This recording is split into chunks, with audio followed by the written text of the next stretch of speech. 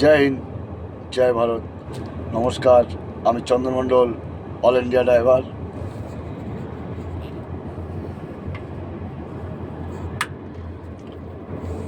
তো বেঙ্গলের প্রশাসন ব্যবস্থা এরপরেও যদি বাঙালি না বুঝতে পারে, তাহলে মনে করব বাঙালি ইন্ডিয়ার সংস্কৃতি ভুলে যাচ্ছে।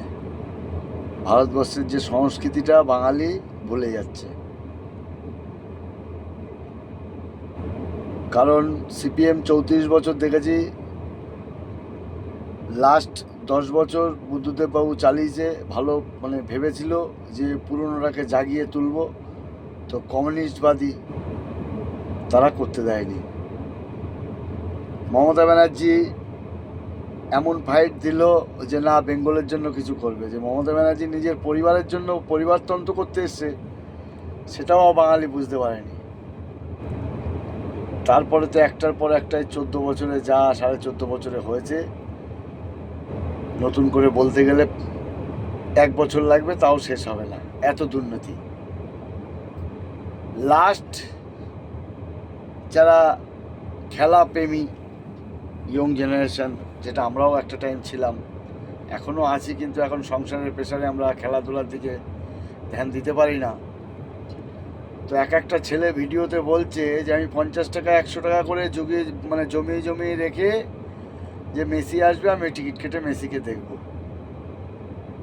এটা কোনো ভাবতে গেলে বিরাট ব্যাপার যে একটা বিদেশি ফুটবলার, তার জন্য আমাদের ইন্ডিয়ার বেঙ্গলের ছেলেপেলে এত ভালোবাসে মেসিকে। সেটা আমিও বাসি, কারণ মেসি নট আউট ভালো প্লেয়ার। মেসিকে শ্রদ্ধা করার মতোই খেলা বা ওর কাজ আছে, সেটা স্বাভাবিক।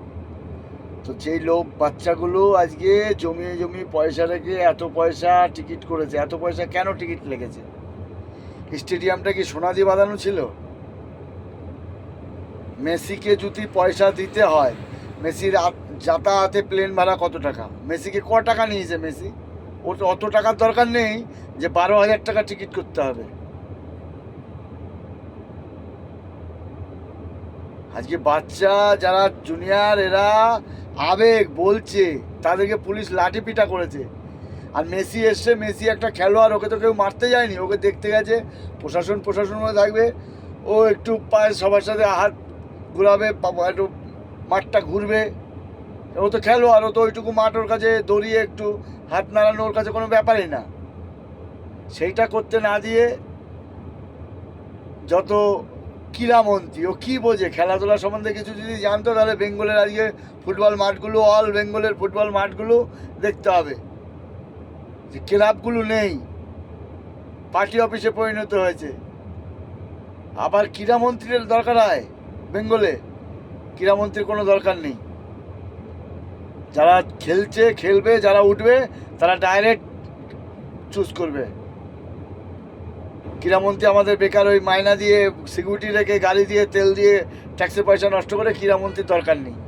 যে ম্যানেজমেন্ট সম্বন্ধে একটা এনে যে বিদেশ থেকে সেটা খেলোয়াড় আসছে, মন্ত্রীর একটা থাকবে যে না, তাকে সুন্দরভাবে সবাইকে পরিদর্শন করিয়ে তারপরে প্রোগ্রামটা চালু করব। সেখানে নিজেরাই গার্ড করে রেখে এমন একটা কি বলবো, নিজেরা হাইলাইট হওয়ার জন্য একটা অনুষ্ঠান তৈরি করছে। এরকম লোক পয়সা দিয়ে গেছে, ভেতরে বলছে 200 টাকা জলের বোতল। 200 টাকা কিসের জলের বোতল? একটা জলের বোতল পাইকারি কিনলে 8 টাকা পড়ে, সেটা 200 টাকা, 20 টাকা মার্কেটে বিক্রি হয়। এরপরেও যদি বাঙালি অশিক্ষিতর মতো, অবুঝের মতো চলাফেরা, অলরেডি তো অল ইন্ডিয়ায় বাঙালির কোথাও ইজ্জত নেই। কারণ আমি অল ইন্ডিয়া 37 বছর চলছি,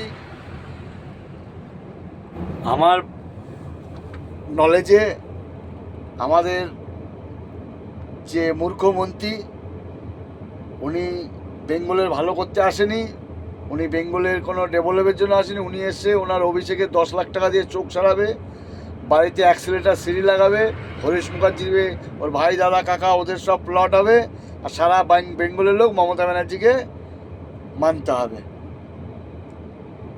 যাদের মুড়ি খাওয়ার পয়সা ছিল না, বিড়ি খাওয়ার পয়সা ছিল না, তারা এখন করোড় করোড় টাকার মালিক। কোথার থেকে আলো? ট্যাক্সের টাকাই তো চুরি হয়েছে। শিক্ষামন্ত্রীর ঘরে মানে বান্ধবীর ঘরে 51 কোটি টাকা। এরপরে বাঙালি ইন্ডিয়ায় কোথাও জায়গা নেই। যদি নিজেদের হকের জন্য এখনও যদি না চোখ খোলে, তাহলে কিন্তু সামনে তোমাদের বাচ্চা কাচ্চার ভবিষ্যৎ অন্ধকার। কোনো ইন্ডিয়ায় কোথাও জায়গা পাবে না। এই বলেই রাখছি। জয় হিন্দ, জয় ভারত, ভারত মাতা কি জয়।